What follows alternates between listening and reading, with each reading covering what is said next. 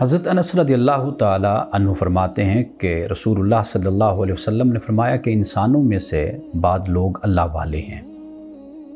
لوگوں نے آپ سے سوال کیا کہ یا رسول اللہ صلی اللہ علیہ وسلم اللہ والے کون لوگ ہیں؟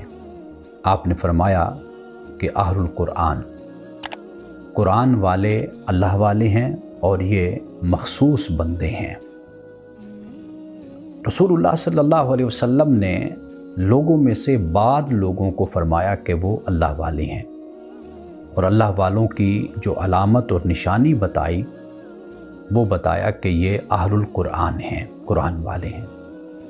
یعنی قرآن والوں سے مراد یہ ہے کہ قرآن ان کا اوڑھنا بچھونا ہوتا ہے، یعنی ان کے صبح و شام، ان کے دن رات قرآن کے ساتھ گزرتے ہیں۔ رسول اللہ صلی اللہ علیہ وسلم نے ہمیں تمسک بالقرآن کی تعلیم دی ہے۔ قرآن پاک کے ساتھ جڑے رہنے کی تعلیم رسول اللہ صلی اللہ علیہ وسلم نے ہمیں دی، اپنے صحابہ کو دی، اور قرآن پاک نے بھی ہمیں اسی بات کی تعلیم دی ہے کہ وَاعْتَصِمُوا بِحَبْلِ اللَّهِ جَمِيعًا، کہ تم سب کے سب اللہ کی رسی کو مضبوطی سے تھامے رکھو۔ اللہ کی رسی قرآن ہے۔ مسلمانوں کی نجات صرف اسی میں پوشیدہ ہے کہ وہ قرآن کے ساتھ اپنے تعلق کو مضبوط کریں۔ رسول اللہ صلی اللہ علیہ وسلم نے اللہ والے انہی کو فرمایا کہ جو اہل القرآن ہیں۔ اہل القرآن، قرآن سے محبت کرنے والے، قرآن کو پڑھنے والے، قرآن کو سمجھنے والے، قرآن کے مطابق زندگی بسر کرنے والے، اپنی زندگی کے مسائل کو قرآن کی روشنی میں حل کرنے والے، بڑے سے بڑا مسئلہ ہو، چھوٹے سے چھوٹا مسئلہ ہو، اسے قرآن کی ہی روشنی میں دیکھ کر حل کرنے والے، در حقیقت وہ اہل القرآن ہیں اور وہی اہل اللہ ہیں۔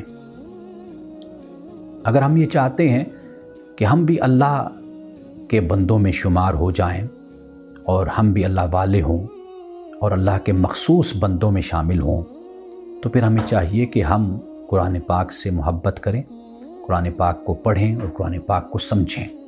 صرف یہ نہیں ہے کہ ہم اپنے تک قرآن کے علم کو رکھیں، بلکہ قرآن سے محبت اپنی اولاد کو، اپنی نسلوں کو بھی سکھائیں اور بتائیں۔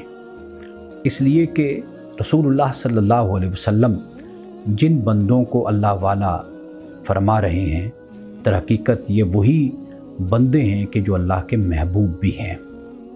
اللہ انہی سے محبت کرتا ہے جو قرآن سے محبت کرنے والے ہیں۔ اللہ انہی کو اپنا دوست کہتا ہے کہ جو قرآن سے دوستی لگاتے ہیں۔